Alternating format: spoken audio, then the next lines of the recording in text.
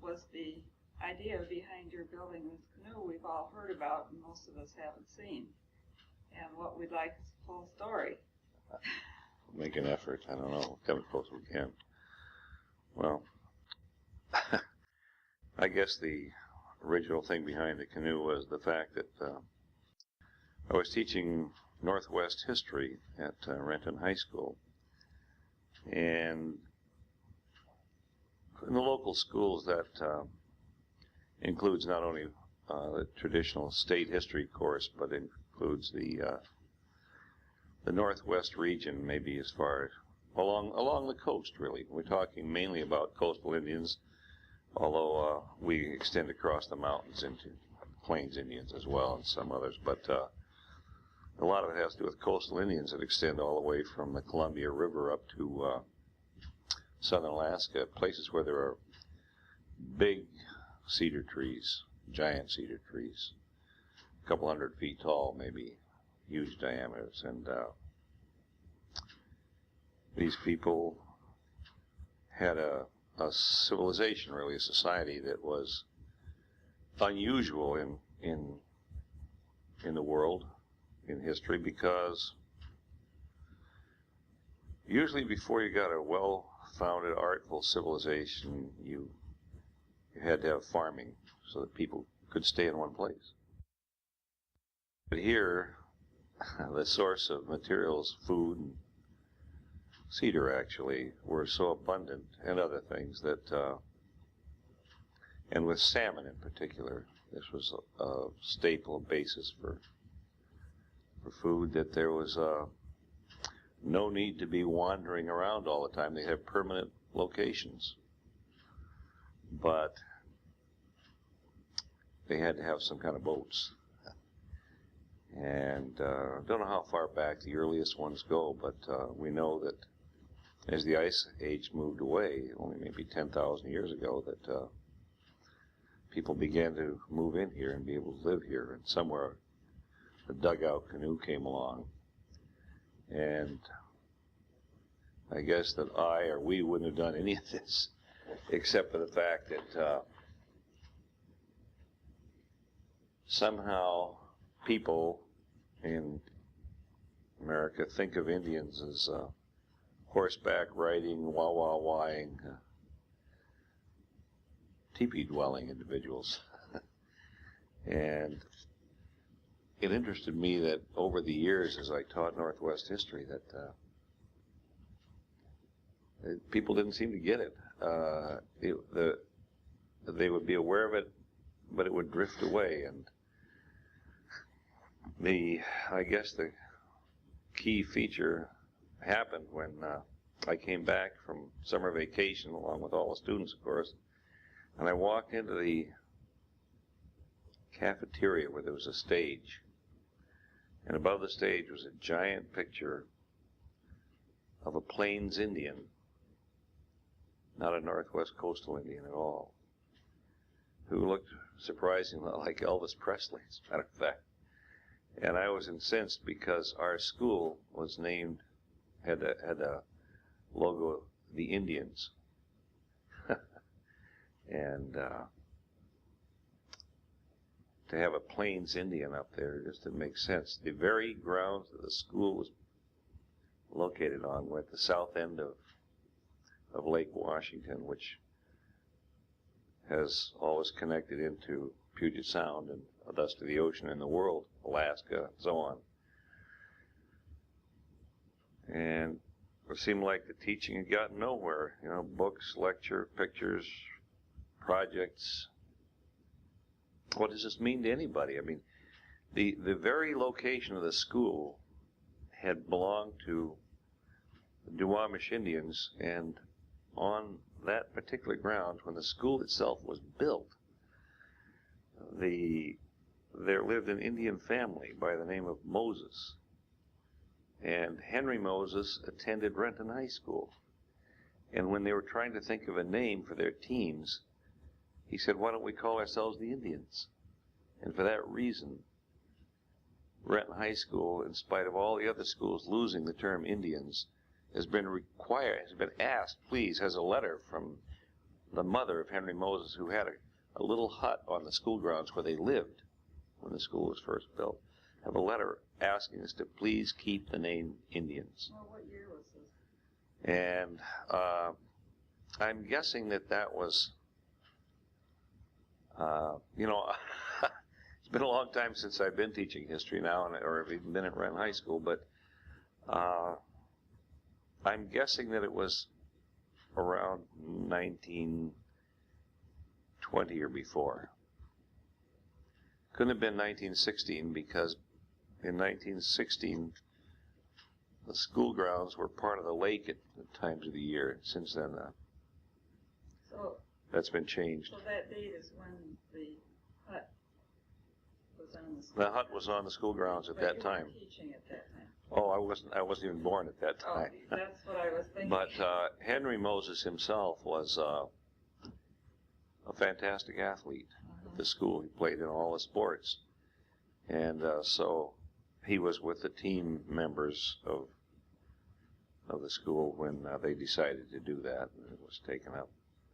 So here we are, we're the Renton Indians on the last of the Duwamish Indian land in the area, studying Northwest Indians and missing the whole point. So what I decided was that I would try to approach it like an anthropologist might, in trying to reconstruct something that they didn't really understand. People hadn't been making dugout canoes like that for a long, long time. In fact, it used to be in old ancient pictures, well, old pictures of Seattle back in, even in the early 1900s, there would be dozens of canoes pulled up on the shores all around downtown Seattle, out of the Sound, up on the lake shores and so on. And when people first came here, when non-Indians first came here, they were getting around in dugout canoes, hiring the Indians to take them all up and down the coast. So I thought, if I were in the position of an archaeologist or an anthropologist trying to understand the past, I would perhaps pick something that was absolutely central to the civilization and try to build that thing. This has been done, you know. In the extreme case of one anthropologist who actually went to, I think, a jungle-type location and went naked because he couldn't figure out what in the world certain tools were for. Well, he soon found out. So I thought, well, we're going to carve a dugout canoe. And you have to understand, with these big cedar trees, that these dugout canoes could be huge. And I decided that I was going to carve a canoe that was 32 feet long and 4 feet wide amidships. And these canoes were beautiful things with high decorative prows in the front and high sterns as well. And they were a work of art.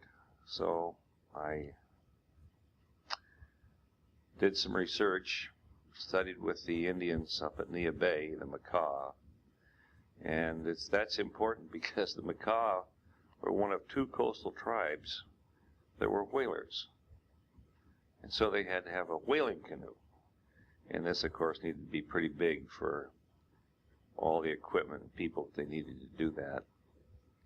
So we're about to set out to build, or to carve, actually, a cedar tree into a whaling canoe.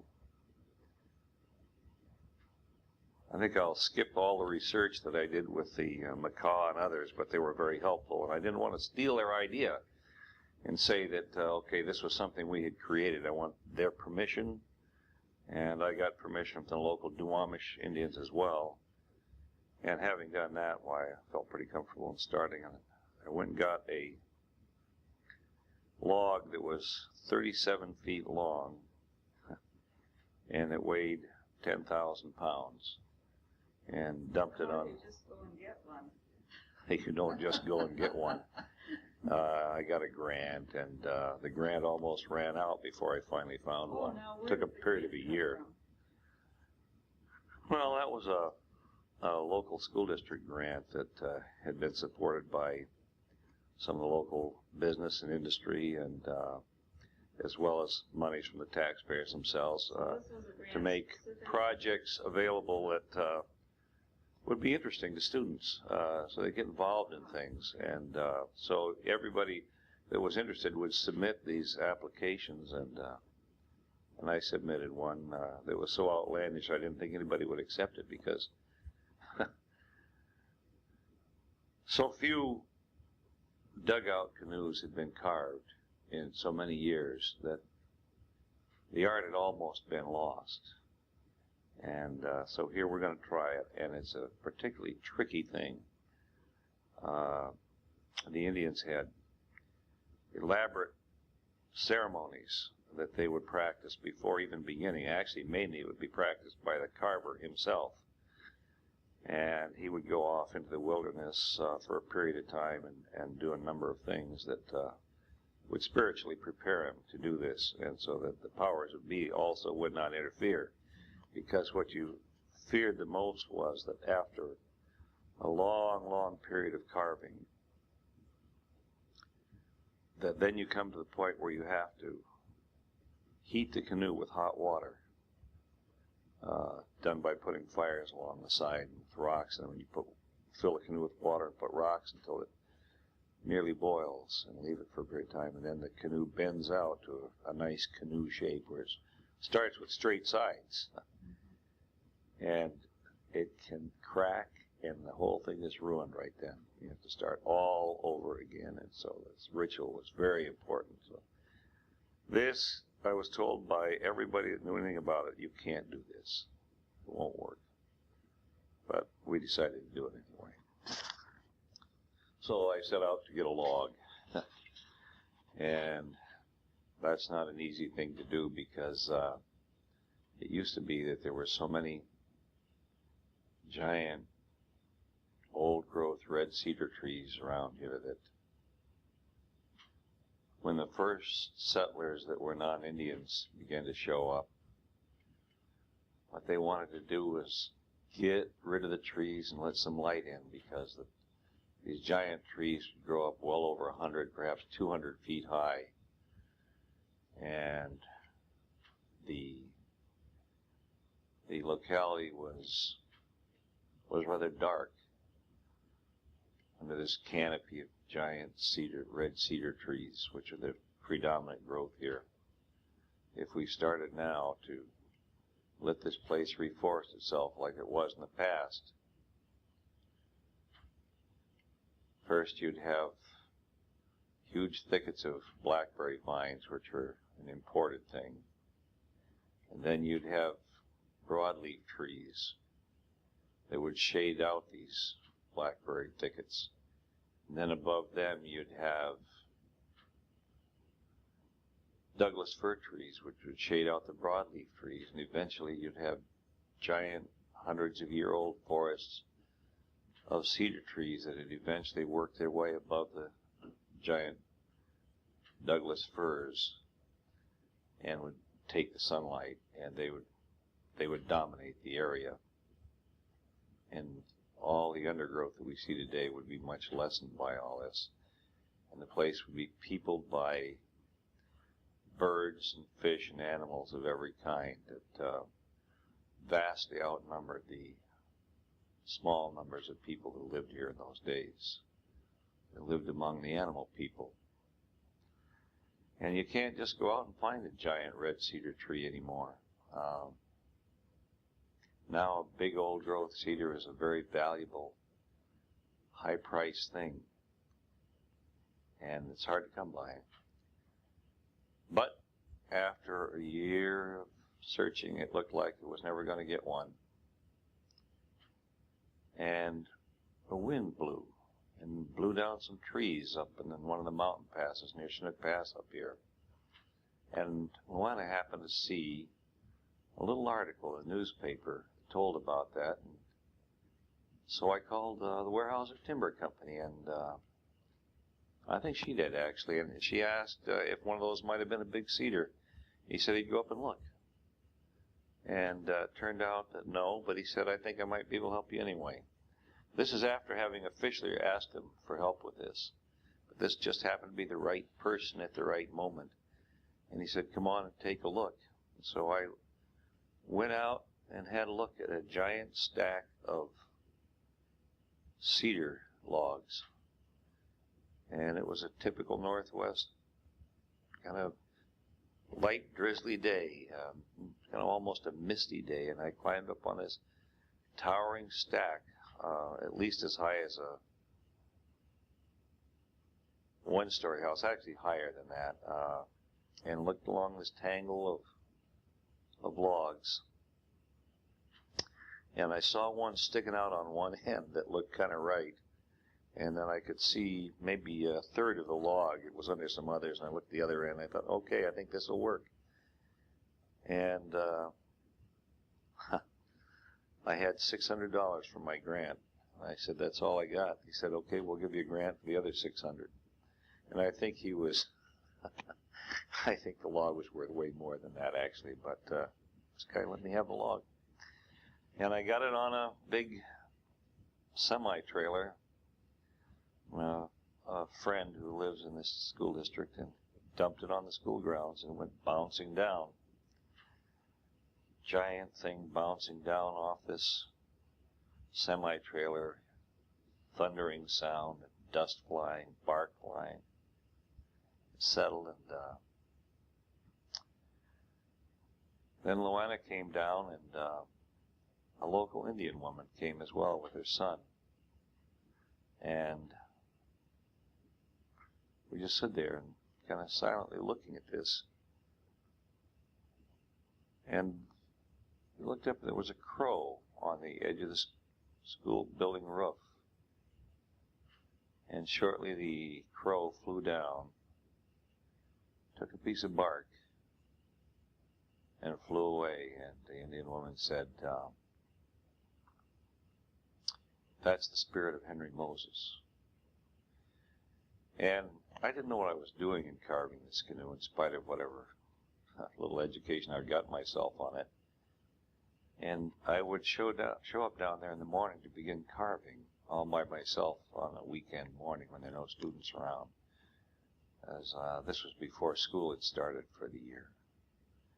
And I would really be kind of scared and quite lost about the whole thing, and sort of afraid to begin, but I'd see this crow, and I would be cheered up by the thing, kind of heartened by it, because I would think, aha, there's Henry Moses. And I'd start in. And I'd carve really quite happily in those early stages before the students showed up.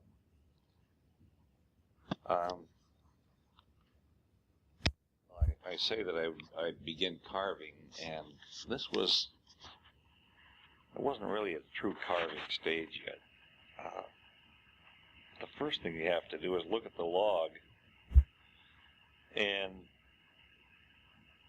see which is the side that needs to be up. And the way this tree had grown was such that the light had come mainly from one side. It had obviously grown among other trees and been shielded from the light, but the branches growing out of it were all along one side. And this would be where there would be knotty areas, which is not what you want.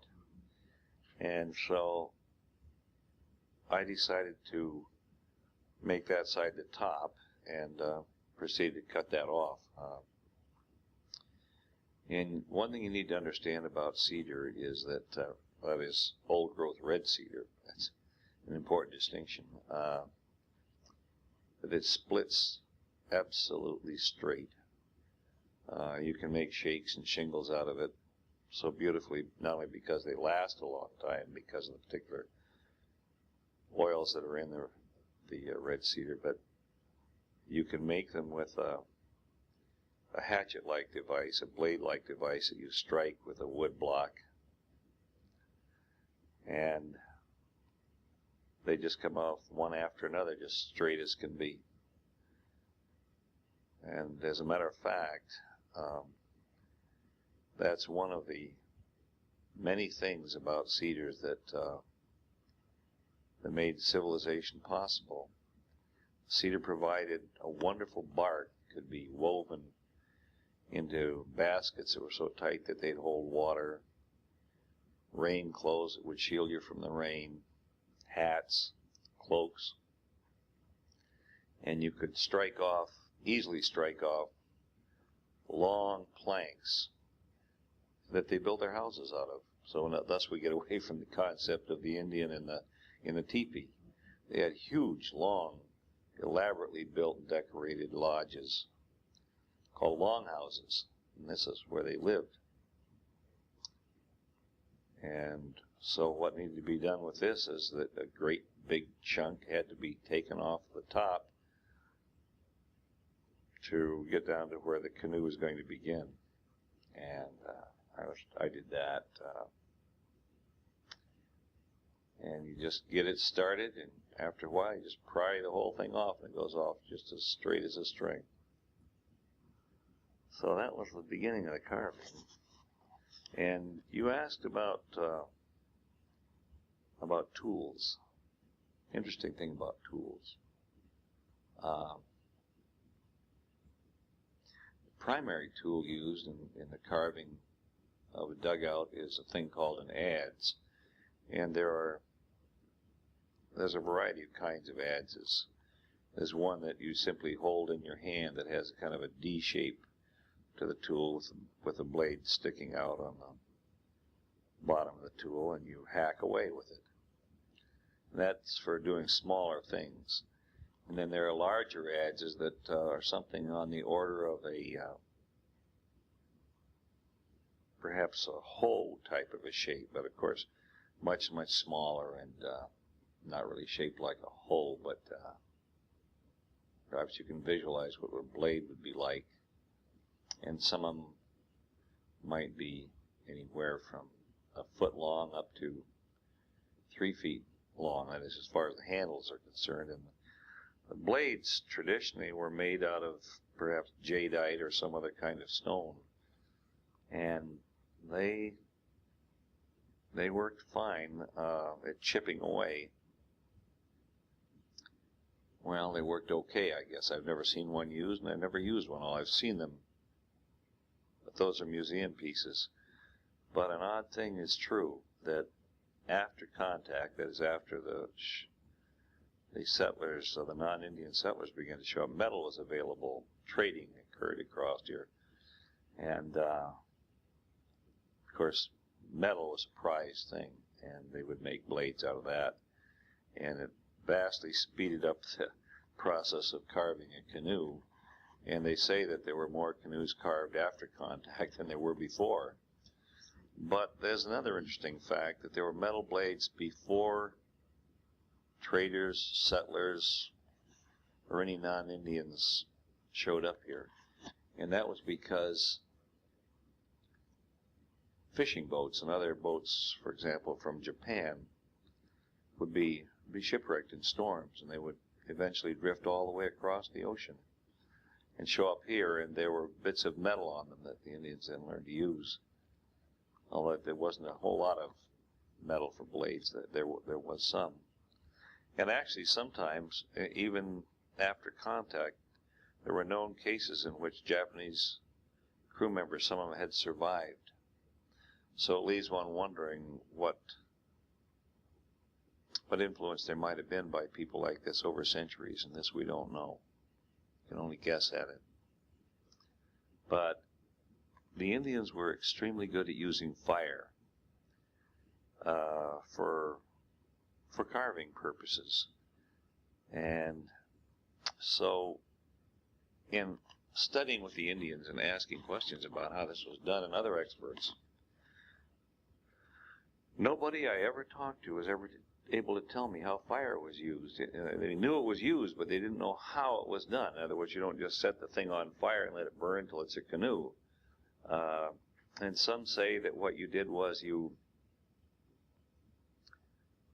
had you set bits of glowing coals into a part of the canoe at various lengths down the log, and let them burn down in, and then you'd simply do this splitting that I talked about, where you just split out great big chunks in between them. And that may be the case. I was up against a problem in that I couldn't use the fire on the school grounds. And so I had to simulate that. And so, although I hated to do it, I got a big chainsaw, and I would dig out these pits that I suspect might have been burned. And then when the students would come, why, they would split out in between. And once we got big enough room to work inside the log, we would go to work with the adzes. And that's how we carved this thing.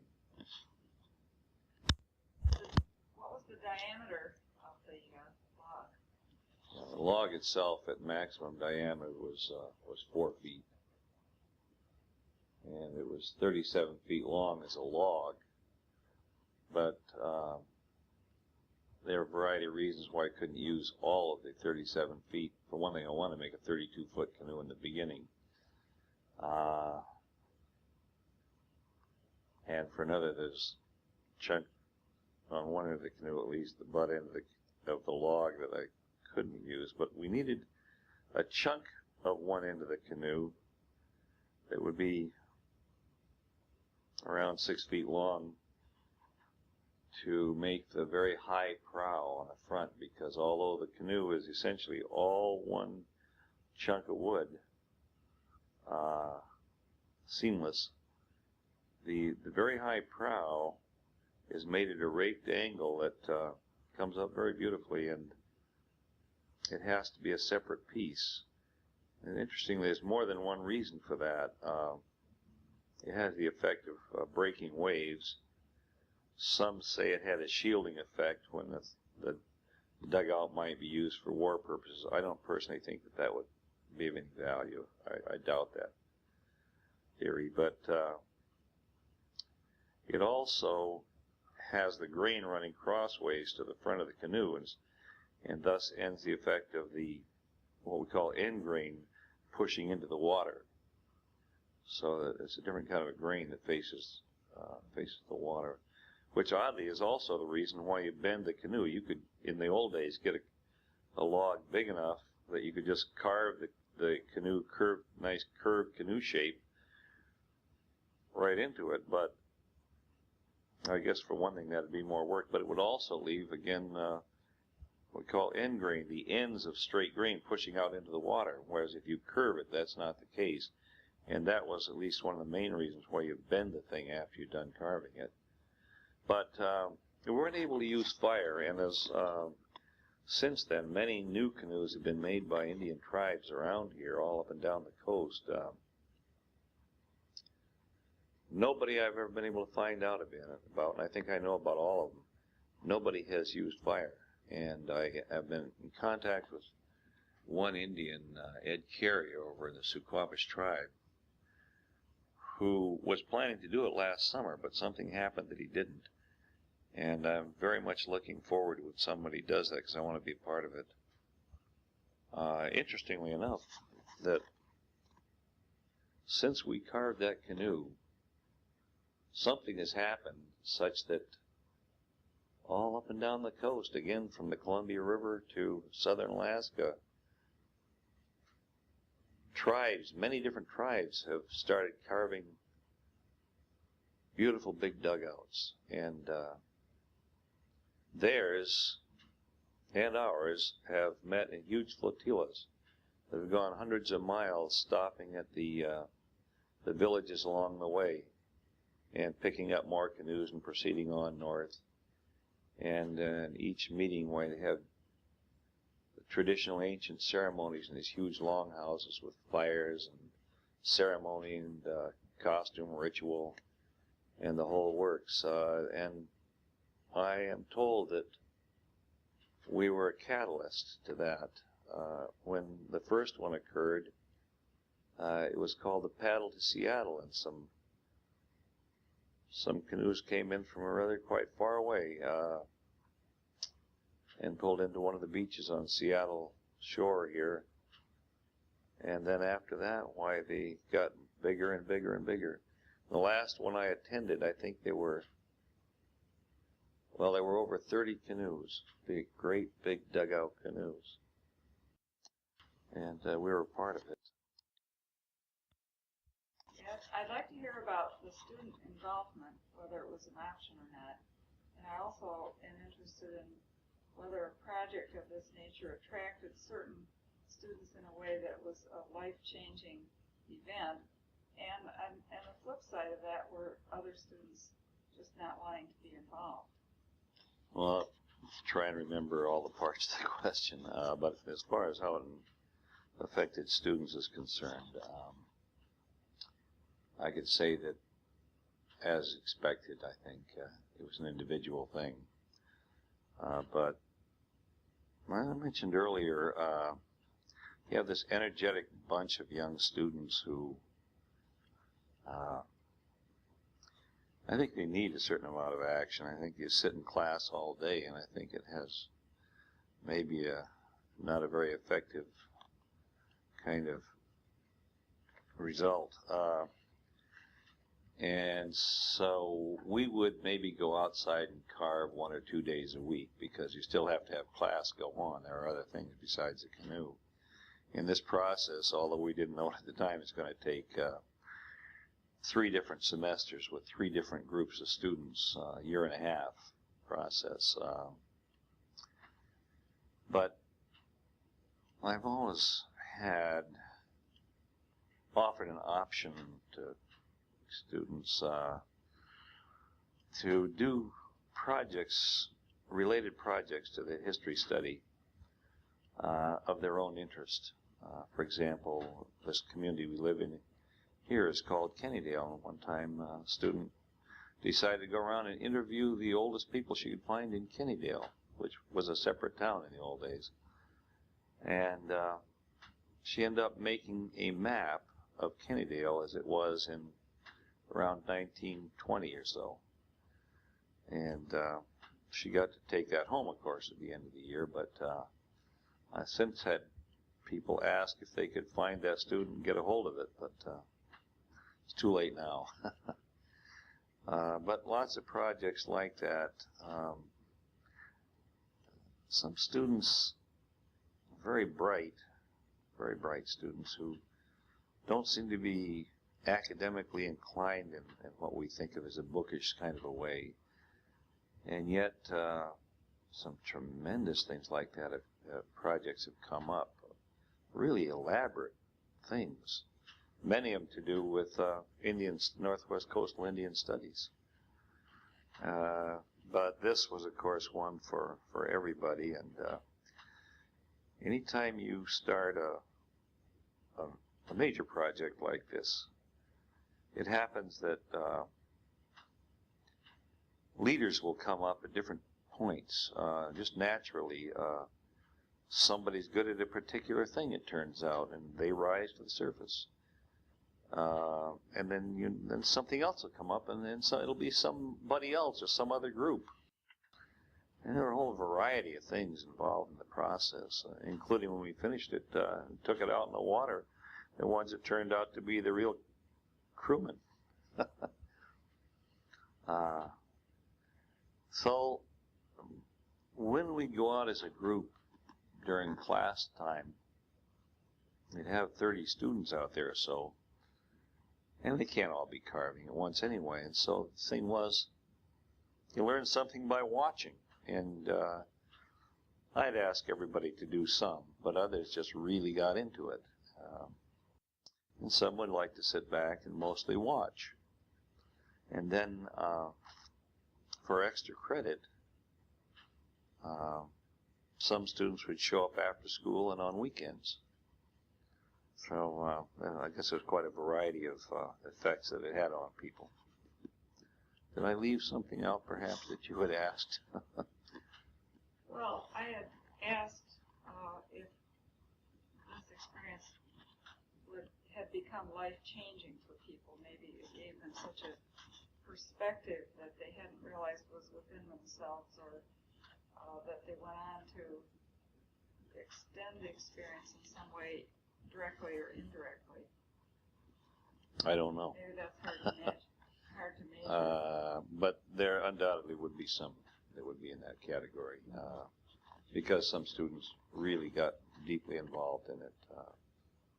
So have they come back through the years with feedback? No. Relative to that? They haven't. No, they haven't. Not yet. Well, as you say, not yet. What happened to the canoe is probably a part of that. But surprisingly, I guess administrators and others at the high school didn't seem to really understand it, didn't seem to even want to have much to do with it. If I were to take students out in the canoe, for example, I went out and bought insurance because I wouldn't be covered by the school. And one principal that was there, I guess around the time that I finished it, suggested that we ought to maybe hang it from the ceiling of the high school as just a kind of a museum piece. Well, what would happen is eventually it would crack and turn to kindling, I suppose, and gather dust and be something that people would maybe notice, but not very much. And even when I wrote the grant, the questions asked for the preparation of the grant included things about how long into the future will this thing continue to influence people, be an educational device. And I had said maybe for 100 years that it can be maintained and used as a living, going thing in the water rather than just hung up or used as a flower pot or something, which was also suggested. And so that's what I saw too. And eventually, the canoe has been used primarily by the Suquamish Indians. And they have maintained it very well. And the people that is affected most over a long, long haul so far, and this, we're talking now in the year 2000, and the canoe was finished in 1987, so we got 13 years here.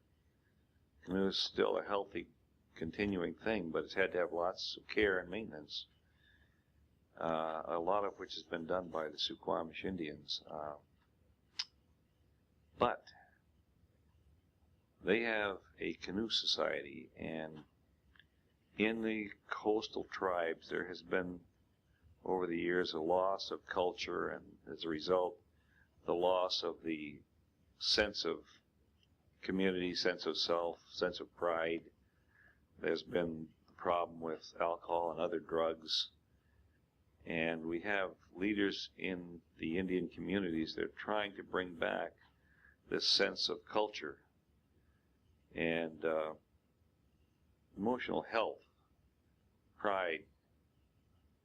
And in the canoe societies, they're mostly young people, even pre-teenagers and up through the teen years and into young adulthood, who have learned, again, the skill of canoeing, going out into open water with wind and waves.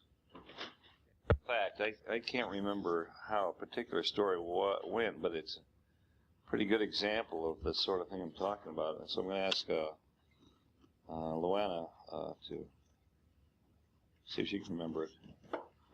Well, Marilyn Wandry was talking about Marilyn Wandry of the Suquamish, who is a Suquamish Indian, and she was heading the Canoe Society, and had learned to be the stern person of the canoe. Essentially the captain. Right, who guides the canoe, and the others are the pushers. Pullers. Oh, pullers. Not pushers, right. They're pullers Not rather than paddlers. They're pullers. Yeah.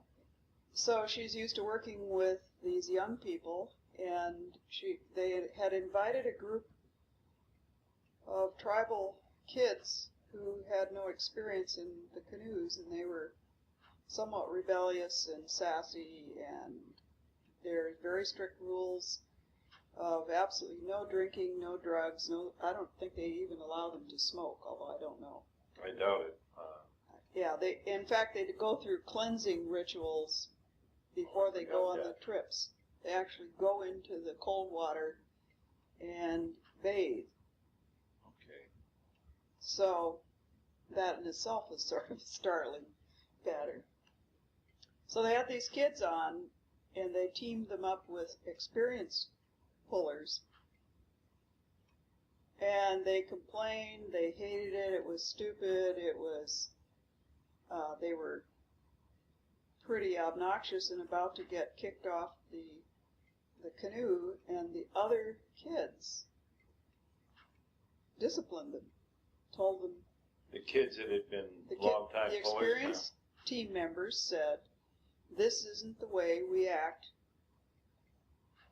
amongst our group, and you either shape up or you're out of here. And interestingly enough, being reprimanded by their peers rather than the adults, they shaped up and became very excellent pullers. Yeah, that's the kind of healthy sort of stuff that I was trying to convey, but I just couldn't remember how the story went.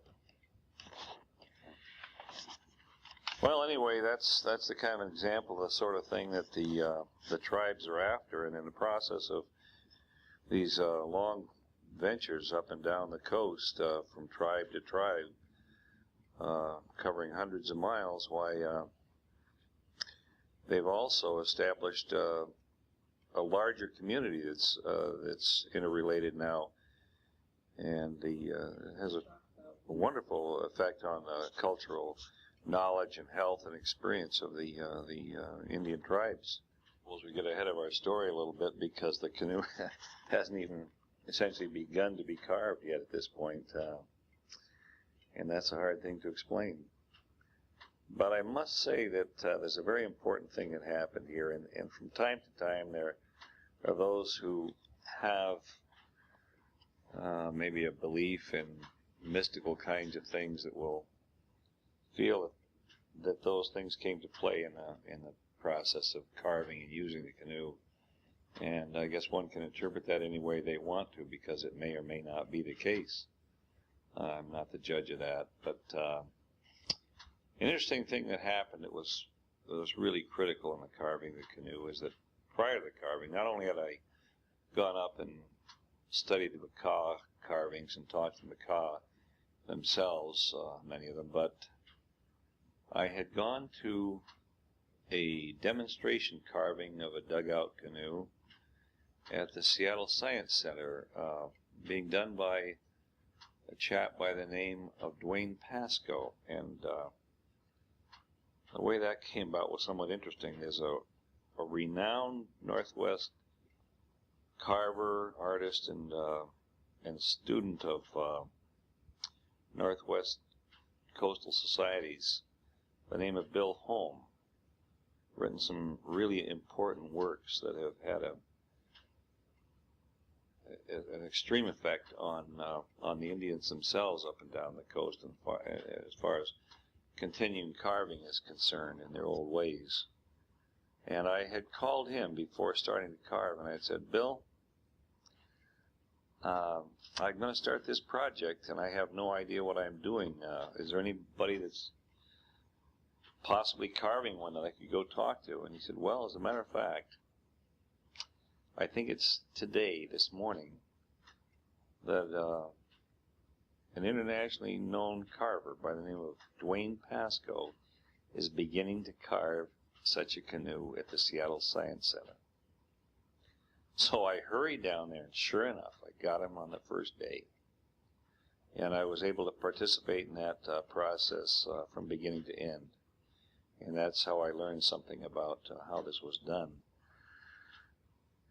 Wonderful, wonderful opportunity. But while I was there was a man down there who was there out of a matter of personal interest, and he's also a very accomplished carver as well as a highly accomplished machinist, by the way. which may be related in some ways. His name was Henry Maros. His name is Henry Maros. And some of the Indians have said to me, Henry Maros? I said, yeah. They said, well, my goodness. The Indian who lived on the school grounds and after whom the Renton Indians were named was named Henry Moses. Isn't this a coincidence? Well, I don't know. Anyway, I got acquainted with Henry and asked Henry if he'd like to become involved in the canoe carving, to which he said no. Long-term commitment, years of commitment, and a lot of hard work. But he couldn't stop himself, and he showed up. And he understands the art and the process, the use of tools, and the making of tools. And Henry became my partner in this venture. Just a man out of the community, nothing to do with the schools or anything, who stepped forward at the magic moment. And what can I say about that? I guess I'd say that overall that something like on the order of 300 or more students carved about a third of the wood, and Henry and I each carved about another third of it. So that's 3/3 of the carving.